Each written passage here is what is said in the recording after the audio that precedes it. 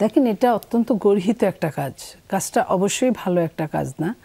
যে এই যে চাঁদাবাজি কোথায় ছিলেন, স্ত্রী কেন এতদিন কথা বললেন না?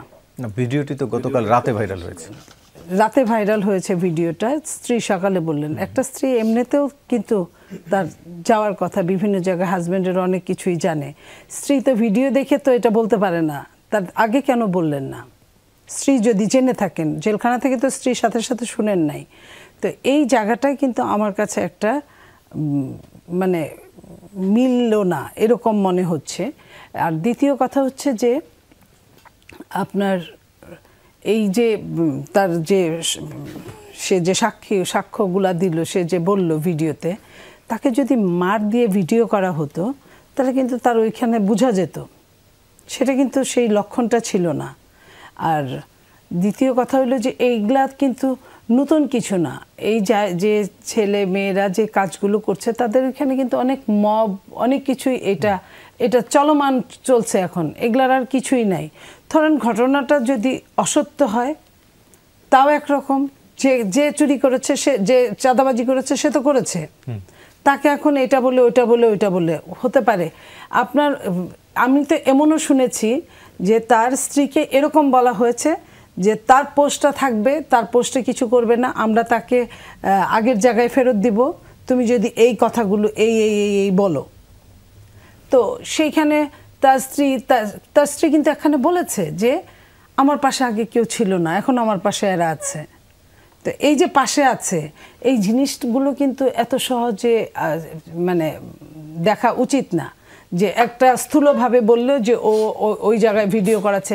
আপনি একজন সাংবাদিক, আমি যদি আপনাকে প্রশ্ন করি যে কেউ যদি আত্মপক্ষ সমর্থনের সুযোগ নিয়ে যদি বলে আমি এই কথাগুলো বলতে চাই, আমি একাই ওইখানে ছিলাম না, আমার সিনিয়ররা ছিল, আমার সিনিয়র এটা বলছে, আপনি তো নিশ্চয়ই ভিডিও করবেন। ধরেন ওই নেতার বাড়িতেই ভিডিও হয়েছে, আপনি কি করতেন? কারণ এই যুগে সাক্ষীর জন্য কিন্তু ভিডিও, অডিও এই জিনিসগুলো খুব বেশি দরকার। এটা আজ থেকে 20 বছর 10 বছর আগে আমাদের সময় এটার দরকার পড়তো না, এখন এটার দরকার পড়ে। তো একজন সাংবাদিক যে কাজটা করেছে, সেখানে যদি আজকাল এই যে মোবাইলটা আসার জন্য আপনাদের কিন্তু অনেকের লাগে না, আমরাও কিন্তু আপনাদের ছবি তুলে সাপ্লাই দিই, বা আপনারাও বলেন যে আপা পাঠিয়ে দেন, আমরা দেখছি, ভিডিওটা করে আমার লোক যাওয়া সম্ভব হচ্ছে না। তো এরকম এটা যদি হয়েও থাকে, আমি এটাকে খারাপ দৃষ্টিতে দেখি না। কিন্তু আমি যদি বলি যে তার স্ত্রী যে কথাটা বললেন যে আমার পাশে আগে কেউ ছিল না, এখন আমার পাশে এরা আছে, এবং আমি এটাও জানি তার যে অ্যাডভোকেট কোনো একটা জায়গায় এই অ্যাডভোকেট বলেছেন যে তার ব্যাপারটা এই দিনে তো আমরা আরও দেখব, এটা তো ট্রায়াল চলছে, আরও অনেক কিছুই আমরা দেখব হয়তো বা। আমি এইখানে মনে করি যে এটা এই জিনিসগুলো যদি বিএনপি নেতার বাসায় ভিডিওটি হয়েও থাকে সেটি খুব একটা দোষের না, আমি সেটা বলি নাই।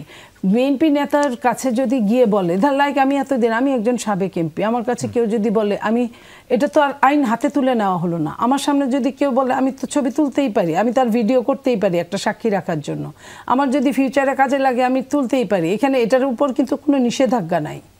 যে এই যে এটা নিয়ে যে এত কিছু বলা হচ্ছে যে ওই ড্রয়িং রুমের ছবিটাই দেখা যাচ্ছে ওইখানে, তো এটা যদি হয়েও থাকে, সে উইলিংলি দিয়েছে কিনা, এটা কিন্তু আসামি কিন্তু জেলখানায়। তার স্ত্রী যদি বলেই থাকে আজকে, তাহলে এই এতদিন স্ত্রী কেন বলল না? তার স্ত্রী আরেকটি কথা বলেছে যে 164 ধারার যে জবানবন্দি, সেখানে এই নামগুলো সে বলেনি। যদি মানে একজন অপরাধী যদি নিজে থেকে বলেই থাকে, এটা আইনের জায়গায় যাবে। বাট আমি এই স্ত্রীর কথা বলছি, স্ত্রী কেন এতদিন বলল না? ভিডিওটা প্রকাশ হওয়ার পর আজকে কেন বললেন এই কথাটা? এই ভিডিও প্রকাশ হওয়ার পরে এমন তো না যে সে হাজবেন্ডের কাছ থেকে শুনে এসেছে, তা তো না। সে তার যদি আগে আইডিয়া থাকতো, তাহলে আগে কেন? সেও তো সচেতন নাগরিক, সে তো এই দেশের নাগরিক, তারও তো 18 বছর হয়েছে, তাহলে সে কেন এই কথাটা, এই জিনিসগুলো আগে বলল না? তাহলে আগে আমরা তাহলে ওইভাবে আমরা নিতাম।